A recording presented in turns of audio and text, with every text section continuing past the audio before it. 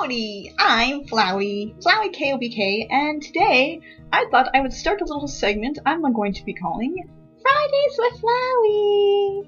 So, I posted on a funny yesterday, I think it was a funny, I'm pretty sure it was yesterday, or maybe it was today, I don't know. I posted there, I said, give me some suggestions on what to talk about in these videos, or things to do, and someone said, you should talk about Undertale, and just explain a brief summary so my friend can understand. So thank you, Sugar64, Sugar spelled SHOOGAR 64. I'll be leaving your comments on the screen so you people can see it. Thank you for your suggestion, and I will be glad to talk about my favorite game of all time, which is Undertale, of course. So, Undertale is basically an RPG Maker game made by Toby Fox. He wrote all the music, he made all the characters and the game itself, all by himself, technically. He had like a few people to help him, but it was mostly a game made by him. It's very hard to explain the background of the game without rambling forever, so I'm going to try my best to explain it very quickly. Basically, in the game, there are monsters and humans. The two groups got into a huge war, a huge battle, basically. And the humans won the war, so they trapped the monsters underground, in their world, underground. And the monsters cannot leave the place because there's a barrier that keeps them trapped down there. So, but every now and then a human will fall down the mountain and end up in the world with the monsters. Now, the background story of the monsters and the humans, how they really know each other, is that one human fell down one time, and two of the characters in the game, Asgore and Toriel, adopted the human as a child of their own, basically. And the child's name was Kara, and the child had a little bit of like a psychopath brain. And they also already had a son named Asriel, which is the goat, or Flowey. See, there's Flowey. Say hi, Flowey. Basically had that child already. So Asriel and Kara became like best brother friends, and Kara wanted to do something to take over the world himself and kind of change things around. So he decided he wanted to kill the king by feeding him buttercups, which are poisonous flowers. And he got Asriel to agree to this somehow. Now, I don't even know how it happened, but somehow the human ended up eating, Kara ended up eating the buttercups, you know, itself, and Kara got very, very sick and ended up dying. Now, Asriel was very, very upset, and he sought the help of Asgore and Toriel, and he also sought the help of the royal scientist Alphys, who was trying to discover a way to allow humans to break the barrier in order for them to go free. So Alphys told him that they could take the human, since the human had a powerful soul with determination, and they could leave with the human to go above ground. So Asriel, out of respect for the human, took the human's body and soul up to the surface and brought it before the humans of their own kinds. Now the humans became very upset with this because they thought that Asriel had killed the human, which was kind of like crazy. So they basically beat Asriel to a bloody pulp. And Asriel became so scared and hurt that he just kind of like dropped the human and ran back in the ground because he didn't want to die. Well, to make it very sad, he did die. He died on a bed of flowers back in the underground. And the king and queen were very, very upset with this, and Asgore became very, very hatred and just was full of just anger and malice towards humans. So he promised that whenever a human falls down there, he was going to kill them. Basically, every human that fell, he was going to kill them, and he was going to take their soul so he could break the barrier. Now, fast forward a few years, Asriel, who had died, realized that he had the power to reset his own timeline. So basically he could come back as a different character, or Flowey. There's Flowey. So he came back as Flowey many times over, and he died many, many times over. And every time he died and he came back, he kept living the same life over and over and over again. And he had lost all empathy, compassion, any emotion whatsoever. He became just a vacant shell because he had no soul anymore. It was just the flower behind. So he became very bored with his life, and he became a psychopath, which is why Flowey is the way he is. So, fast forward many, many, many, many years after all this happens, 6 humans had fallen down. Asgore had killed 6 of them, taken their souls, and Toriel left Asgore because she was tired of him killing, and she ran away to move into her own little place called the Ruins. And then you come along. You're the character playing the game. Now, there's speculation that your character is actually the first human, or your character's name is actually the name of the first human, but people say that the first human is Kara, so I'm not even really sure how that works. But I do know that you are the character you name is not your character's name. Your character's name is actually Frisk. So your character basically falls down on the ground.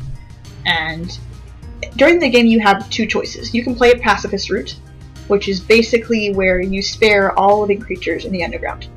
If everything you come across, you act and talk to it and figure out a way to get away, or you just run away and flee, and you don't fight anybody and you don't kill anybody. Now you do have to fight Asgore. Spoiler alert. You do have to fight him, but you don't kill him.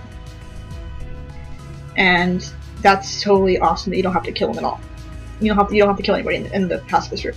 Genocide, you literally have to kill every single creature you come across, not just coming across either. You have to kill every creature in that area. And there are a certain number of monsters you have to kill in each area in order to access and complete Genocide. And the bosses in Genocide all die in one hit except for Undyne and Mettaton.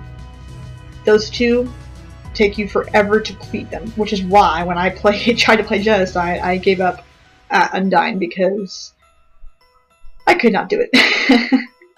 And I just went to neutral after that.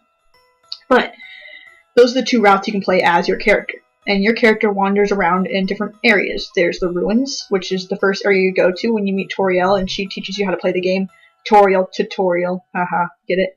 She teaches you how to play the game, and then you have to leave her, which makes me really sad. You have to do that.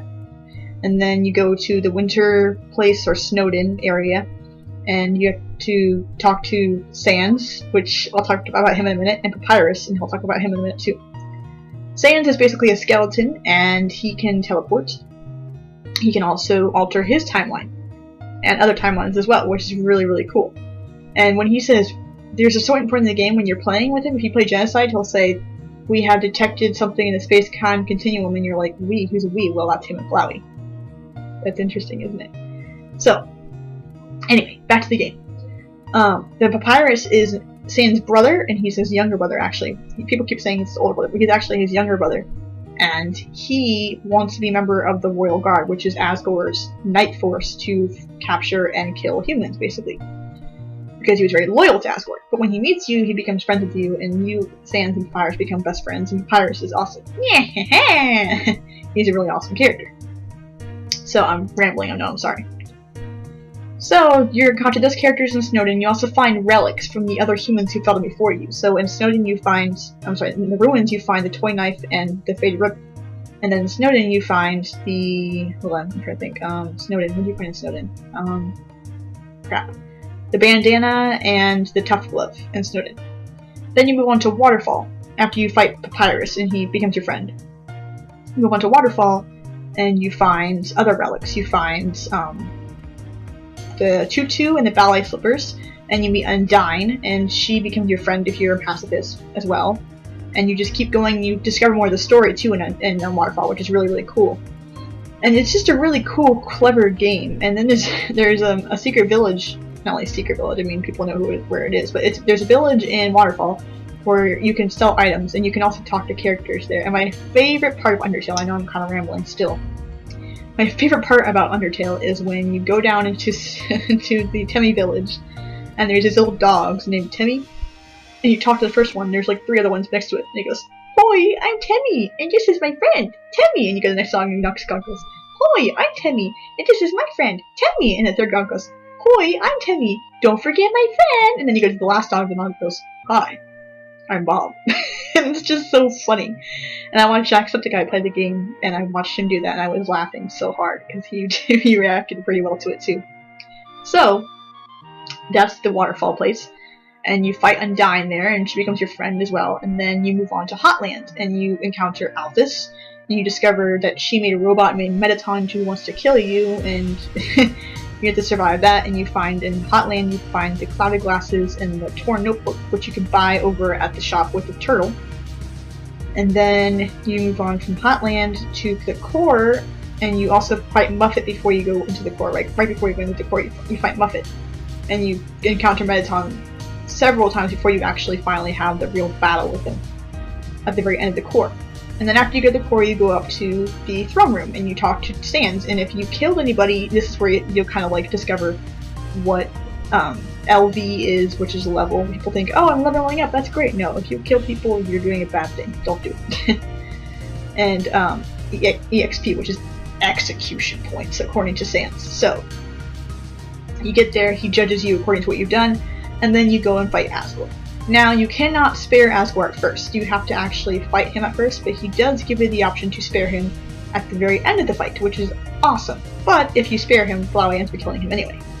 And then Flowey resets the entire game so that when if you try to beat Flowey and you cannot beat him, and you exit out of the game, you come back in, you go immediately into the fight. There's no intro, there's no save and open screen, there's none of that. It's gone. He's completely erased your file, and you are stuck playing to beat him until you beat him. There is nothing else for you to do in the game. And I found out the hard way after I bought the game twice more, trying to delete it and start it over, and I'm like, this is ridiculous. It took me 3 or 4 days to actually beat him. And when I finally did, I was so freaking happy I could cry. So you beat Flowey, and then he gives you the option to spare him or kill him, and if you're pacifist, you'll spare him. When you choose to spare him, basically what happens is that he will come back while you're talking to the characters. He'll steal all the souls, and he will become a god. Basically, with all the monster souls and human souls put together, he will try to fight you again. He'll turn your friends against you. You can get them back by using determination, which is the awesome part of the game, which is what the whole game revolves around, is determination. And then you can save your friends, and he will try to talk to you again, and you can save him, and you can turn him back to Azrael for a while, and you can talk to Azrael, which is really, really cool. So, after you talk to Azrael, he'll basically tell you that he'll turn back into Flowey after he loses his last soul. So he wants you to go free with your friends, so he breaks the barrier with the souls that he has all put together, which is awesome.